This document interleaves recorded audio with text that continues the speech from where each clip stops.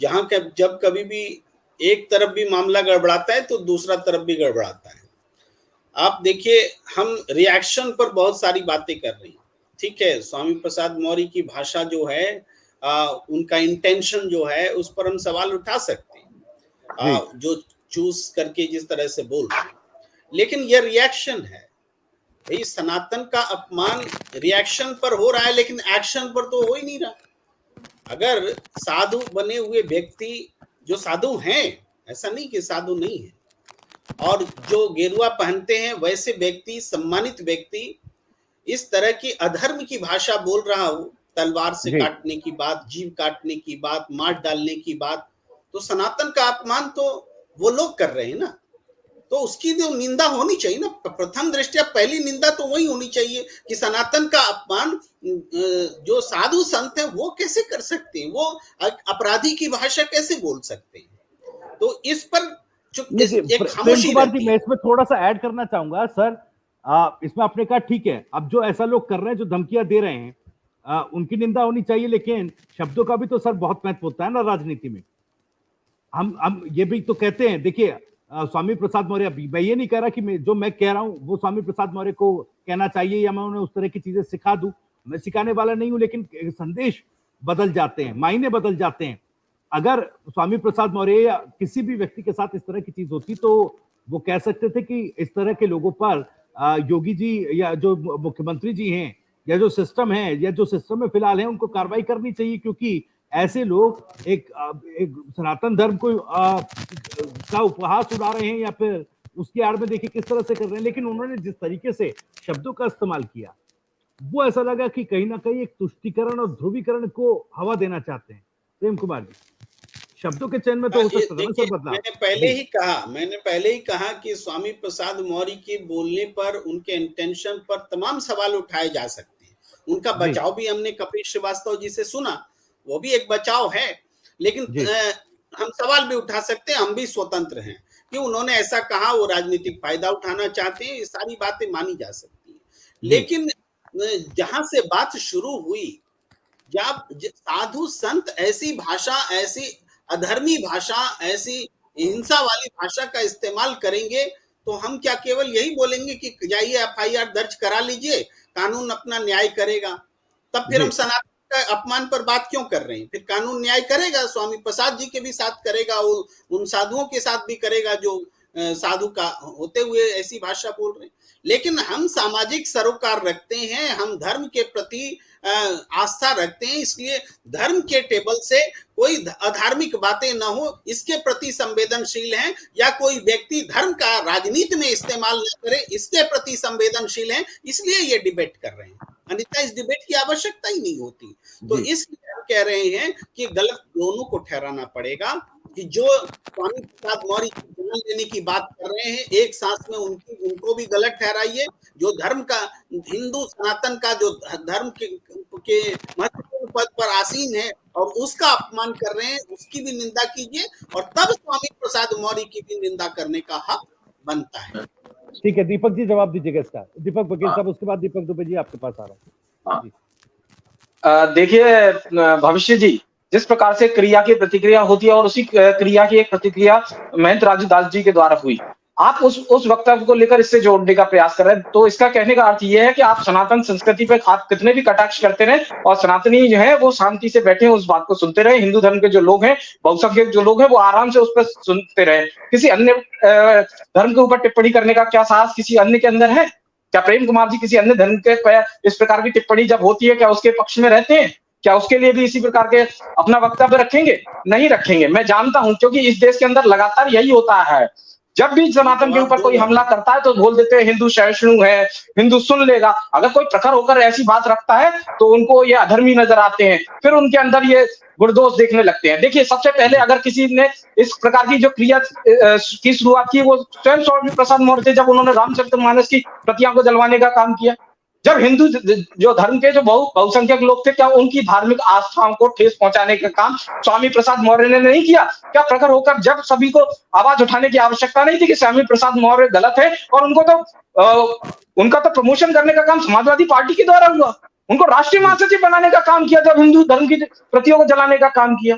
तो सोचिए, इस प्रकार का चरित्र है समाजवादी पार्टी के। आज कपिल जी कई बात कह रहे थे, मैं तो बड़े विशेष रूप से उन्हें गौर से सुन रहा था कि मैंने देखा कि वो समाजवादी पार्टी आज दो मुही होती है, दो मुही सांप की तरह है जो दोनों तरफ टर्न कर लेती है। अगर उन्हें किसी प्रकार से तुष्टीकरण की राजनीति करनी है तो जाके खड़े हो जाएंगे आतंकवादियों के साथ में, जाके खड़े हो जाएंगे चिरागों से पेशाबों से चिराग जलवाने वालों के साथ में, जाके खड़े हो जाएंगे मौलाना नजीर के साथ में, जो आतंकवादियों, जो दंगों के अपराधी हैं, उनको अपने सीएम हाउस के अंदर नाश्ता कराने वालों के साथ में, फिर जाकर खड़े हो जाएंगे इमरान अहमद जैसे लोगों के साथ में जो ये कहते हैं कि हमारा वोटर केवल मुसलमान है, ब्राह्मण और क्षत्रिय चोर। और उसके बाद जब सनातनों की बात यह आए तो सनातनों के नाम पे आप किसी का भी अपमान कर सकते हैं, आप किसी भी साधु संत का अपमान कर सकते हैं। अरे अगर किसी की बात थी तो आप विशेष रूप करके उनका नाम लेकर दे सकते थे, राजू दास जी का नाम लेते। आपने केवल और केवल एक जो सनातन धर्म की पहचान है, जो भगवा रंग, आपने सीधा सीधा उस पर कटाक्ष करने का काम किया। तो एक बार इस दृष्टिकोण से भी सोचने की आवश्यकता है। बाकी जनता ने देखिए पूर्ण रूप से, जनता समझदार है, उन्होंने समाजवादी पार्टी को पूर्ण रूप से नकारने का काम किया। प्रेम कुमार जी जवाब देंगे, लेकिन दीपक दुबे जी का भी एक रिएक्शन ले लो, फिर प्रेम कुमार जी आप जवाब दीजिएगा। जी दीपक दुबे जी। देखिए, मैं फिर से उसी बात पर, अब प्रेम कुमार जी ने बात ठीक कहा कि जो लोग हम जो लोग काटने की बात करते हैं वो उनके खिलाफ भी कार्रवाई होनी चाहिए, उनके ऊपर भी बोलना चाहिए। ये बात बहुत दिन से तो ठंडे बस्ते में चली गई थी। जो हमारे धर्म, सनातन धर्म के कुछ लोगों की कट्टर प्रतिक्रियाएं आई, वो बात शुरू कहां से हुई थी? क्या स्वामी प्रसाद मौर्य के ऊपर किसी सनातनी ने उनके रामचरितमानस के वक्तव्य से पहले कोई स्टेटमेंट दिया था? उनके खिलाफ कोई बात कही थी? कोई जातिगत, सांप्रदायिक कोई बात किसी सनातनी ने अगर कही हो तो उसको आप लाएं नोट में कि भाई स्वामी प्रसाद मौर्य जी से को इससे पहले ये बात बोली गई थी, उन्होंने कभी कुछ नहीं कहा था। रामचरितमानस वाले मुद्दे पर उन्होंने जो अवहेलना की वो तो की ही, उसके बाद उन्होंने उस पर मुहिम भी बना दी, प्रतियां फाड़ी गई। तो अब उसमें देखिए, हर धर्म में ना परशुराम, वशिष्ठ, विश्वामित्र, हर तरह के लोग हैं, सभी संत हैं। तो हम उसकी किसी भी प्रकार से उसकी हम ना सराहना कर रहे हैं, ना हम उसको सहयोग दे रहे हैं, क्योंकि मैं भी सनातन का पालक हूं और अहिंसक हूं। तो हिंसा को बढ़ावा बिल्कुल नहीं देना चाहिए, ये मैं मानता हूं। लेकिन हिंसा केवल मारने काटने को नहीं कहा जाता है। हिंसा मानसिक भी होती है, वैचारिक भी होती है, वाणी से भी होती है। और स्वामी प्रसाद मौर्य वाणी से लगातार हिंसा कर रहे हैं। आज उनको बोले होते भाषण गए थे बुद्ध जयंती पे, आपको वो गाजीपुर में हमारे जिले में गए थे, बुद्ध जयंती के ऊपर उन्होंने कल भाषण दिया अपना। तो जिस धर्म पे आप गए थे, आप देते शांति का प्रचार करते अपना, बोलते कि भाई लोग मुझे मारने के लिए बोल रहे हैं, ठीक नहीं है, हिंसा कर रहे हैं, सब कुछ क्षम्य था। आप सीधे वस्त्र पे, धर्म पे और भी चीजें, आपने वहां पर जाति को, एक जाति को बढ़ावा दे रहे, बहुत कुछ आपने राजनीतिक शब्द बोला, जबकि गए थे आप बुद्ध के ऊपर कार्यक्रम में। तो आप ये देखो ना कि आप उकसा क्यों रहे हो।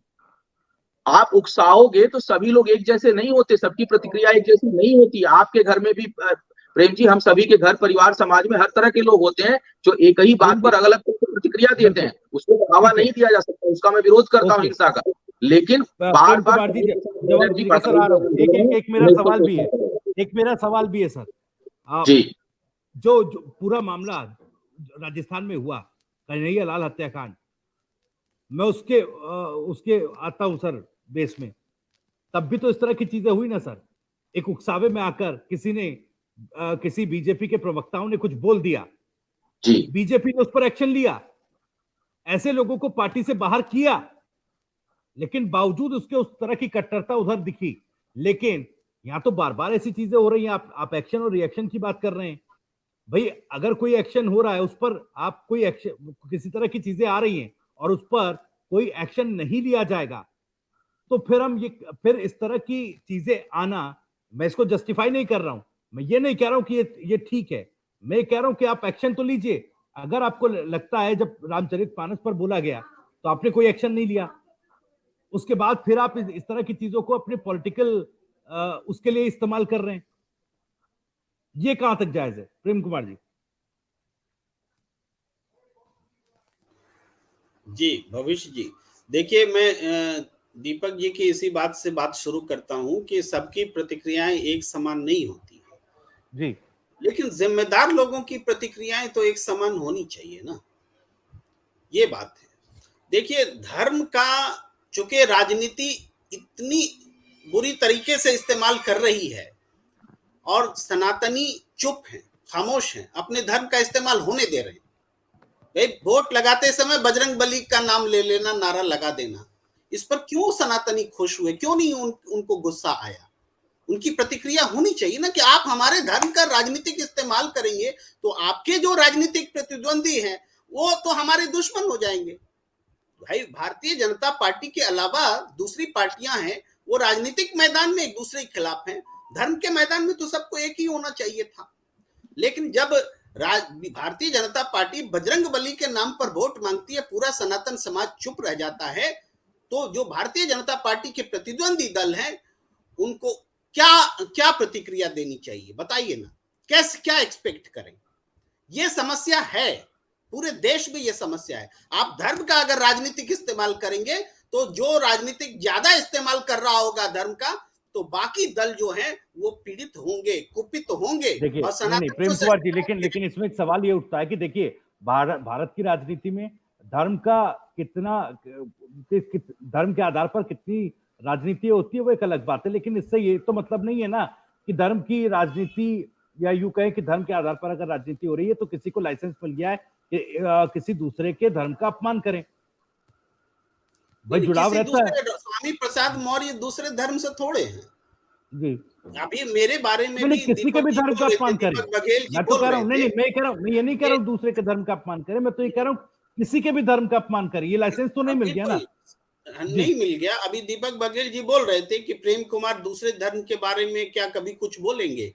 भाई हम तो किसी धर्म के बारे में नहीं बोलेंगे, लेकिन जब बोलना भी होगा तो हम अपने धर्म के बारे में पहले बोलेंगे ना, हम क्यों दूसरे धर्म के बारे में बोलेंगे? ये तो शाश्वत सत्य बात है। इसलिए ये तो होना ही नहीं चाहिए कि आप हिंदू धर्म के बारे में बोलो तो जाओ मुसलमान धर्म के, इस्लाम के भी बारे में बोलो। हम हिंदू धर्म के बारे में बोले। हमेशा से आजादी रही है अपने बारे में बोलने की। इस आजादी को कौन छीन रहा है? कोई होता कौन है हमसे छीनने वाला ये आजादी? ये भी एक प्रश्न है। लेकिन पूरी चिंता को हम समेटते हैं कि धर्म का इस्तेमाल नहीं होना चाहिए। जो लोग इसका राजनीतिक इस्तेमाल कर रहे हैं, चाहे स्वामी प्रसाद मौर्य कर रहे हैं, चाहे नरेंद्र मोदी जी बोल रहे हैं वोट मांगने के लिए, दोनों गलत है और एकदम निरपेक्ष होकर के गलत को गलत बोलना पड़ेगा। अगर साधु समाज एक केवल स्वामी प्रसाद मौर्य पर रिएक्ट करेगा और दूसरे को राजनीतिक इस्तेमाल होने देगा तो साधु समाज की इस बात को लोग स्वीकार ही नहीं करेंगे, हिंदू ही स्वीकार नहीं करेंगे। सारे हिंदू हैं, स्वामी प्रसाद नॉन हिंदू थोड़े हैं जी। ठीक है, इस पर जवाब दीजिएगा दीपक दुबे साहब। ऐसे जो लोग हैं जिनकी वजह से इस तरह के सवाल उठते हैं, तो ऐसे पर कहीं ना कहीं साधु संतों को भी सख्त संदेश देना चाहिए, कड़ा संदेश ऐसे लोगों को देना चाहिए। प्रेम कुमार जी ने बहुत अच्छी बात। मैं कपिल जी डिस्कनेक्ट हो गए। मैं स्वामी प्रसाद मौर्य के बयान को इसमें जस्टिफाई और डिफेंड नहीं कर रहा हूँ। मैं होते तो मैं उनसे वो सवाल पूछता कि भाई ऐसा कोई लाइसेंस तो नहीं मिल गया स्वामी प्रसाद मौर्य को बार बार आकर सनातन धर्म को वो टारगेट करें।